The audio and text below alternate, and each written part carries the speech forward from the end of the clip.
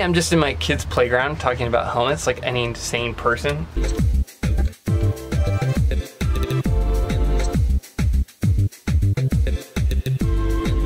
So what do helmets actually do and what do they protect you from?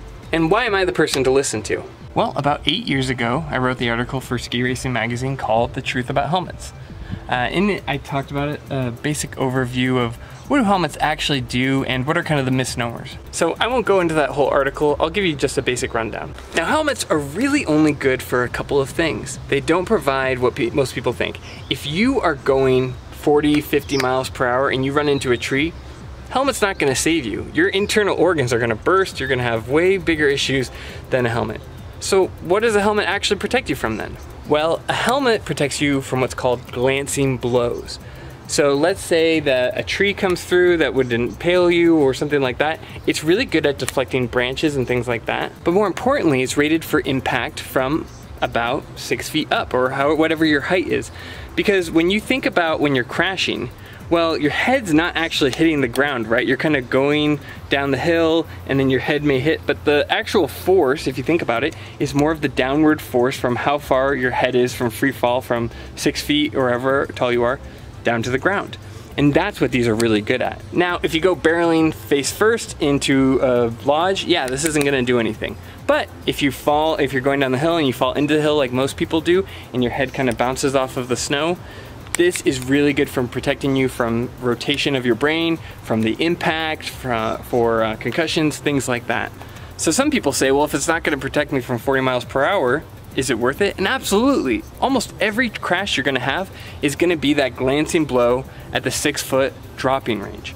And so that's how they rate them. They actually test them filled with weight and drop them to the ground. But also, over time, this foam, the stuff that's kind of protecting your head from taking all that energy at once, can deteriorate. Specifically, when I talked to a professor at the University of Norwich, he said, specifically if they're exposed to sunlight for extended periods of time, if they're exposed to the elements, if there's different chemicals that they come into contact with, they can degrade quicker. So be sure to store your helmet into kind of a safe, dark area.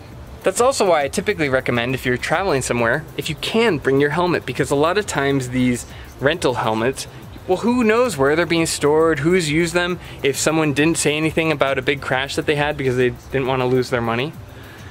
Bring your helmet if you can, who knows what you're renting. The average life of a helmet is only about 5 years, so if you're buying a helmet, don't buy a used helmet. This is really where you want to spend your money. I'm also going to talk about a misconception that's kind of dwelled in the helmet arena. The big misconception is that a helmet is better if it lasts longer, but helmets, they're not motors.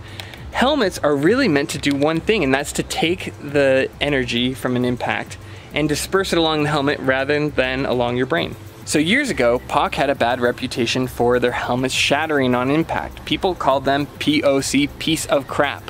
And I'm sure POC would hate you hearing that acronym, but that's what people called them. And the reason they called them piece of crap was because on impact, the helmet would shatter. And people would say, oh, well, I'm not getting my money's worth out of this helmet. It's breaking so easily. I got in a crash and now it's broken. Well, actually, that's the exact opposite way that you want to think about it. For a helmet, you want it to break so that it's dispersing the impact along the helmet rather than along your brain.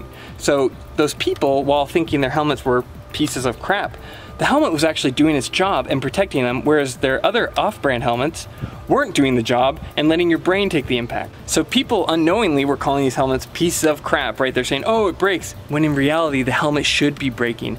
These helmets were actually way ahead of their curve when it came to safety features, and they did a great job of protecting people's brains. I had a friend who had the POC Skull, I don't know what it was called, Skull X. It was the most expensive version of the POC helmet you could get. And he got into a Super G crash and his helmet burst. And you know what POC did? They sent him a brand new helmet. These guys are the real deal when it comes to safety. And if you get into a big crash, throw your helmet out. It's done its job. It's not a thing where you're getting your money's worth. The fact that you survived your crash and didn't get a concussion, that was where you got your money's worth. And if you've got a really old helmet with a full chin strap and it looks like something Peekaboo Street or Bodie Miller wore, yeah, it's past due.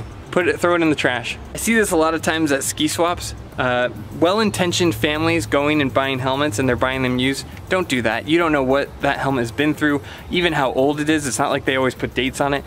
Just get a new helmet. You can go to the ski swap for a million other things, but helmets, don't do it. You know what, being honest with you, I would probably be more likely to get used underwear than I would be to get a used helmet. Thanks so much for watching. If I can ask you to like and subscribe, that'd be great. I know that's kind of played out, but hey, it helps. And thanks for watching my content more than anything. I really appreciate it.